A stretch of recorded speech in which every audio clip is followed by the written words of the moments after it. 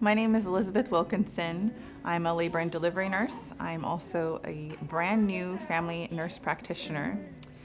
And breastfeeding advocacy, what does that mean to me? Well, I guess I could begin that it's something that's really evolved for me personally. I'm a mother of a 4-year-old, a 2-year-old, and a 6-month-old that you might be able to hear in the background. And having advocated and taught in the hospital setting prior to having children, at that point in my career, I really felt that I was advocating well for women and teaching them knowledge about how to breastfeed, basic skills, giving them the support they need during that perinatal period and postpartum period. But having been through it as a mother and seeing how much more support you need beyond those limited few days while you're in the hospital setting, it's really changed my perspective on what it means to advocate for breastfeeding moms and what an impact it can have in the health benefits of both the mother and the child. I was lucky enough to have friends that gave me advice and helped supported me when I was learning to breastfeed for the first time with my oldest child. And boy, what you read in the literature is that it's going to be very easy and natural and instinctual, and it's very much a process of nurturing. It's a cultural process that requires a lot of support, daily support, weekly support at a minimum.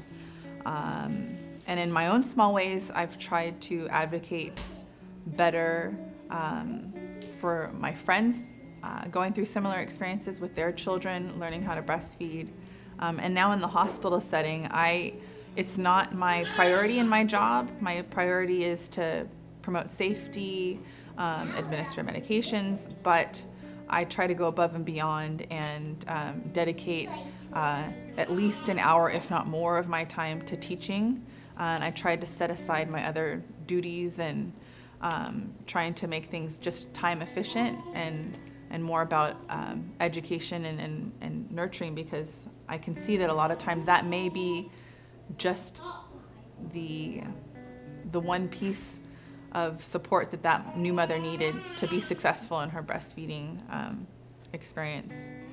And it's such a sensitive thing too for moms that it's tied to so many different things of postpartum depression and their self-esteem, how they feel as a mom, even though it can be totally unrelated, and it's important to provide people support through those situations too when they have medical problems that may prevent them from being successful. It just continues to evolve. I've during my education as well, I've been exposed to different organizations and breastfeeding advocacy groups like BreastfeedLA and WIC organizations and breast milk donation and banking programs. And there's just so much more I'd like to be a part of, and I feel lucky that I'm passionate about that, and I'm hoping in the future to see a lot more changes, especially in the workforce. I think that to me is one of the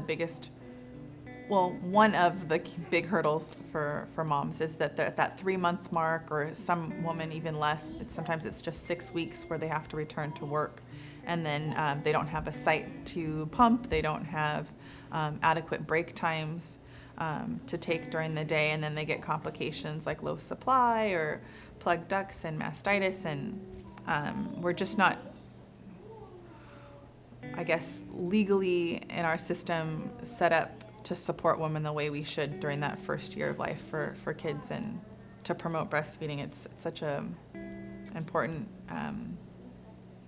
thing for our society. I think health benefits alone, I'm sure, I know Yale is busy doing a lot of studies for the psychological benefit that nobody can really put into tangible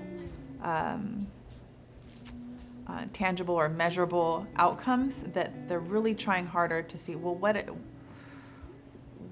are we missing by not promoting this in society? So I'm excited to see what people come up with in the future.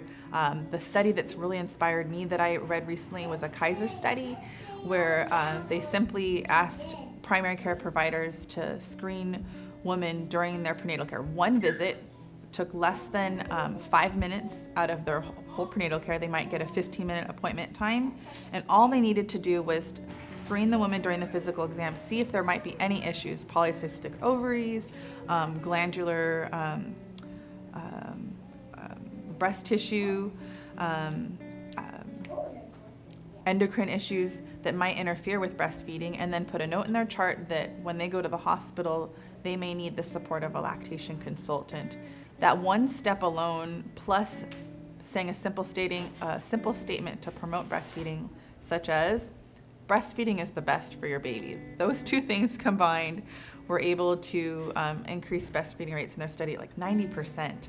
So that was really exciting to me in school, knowing that I'm now a nurse practitioner and I'll be in the position to do that during my prenatal care.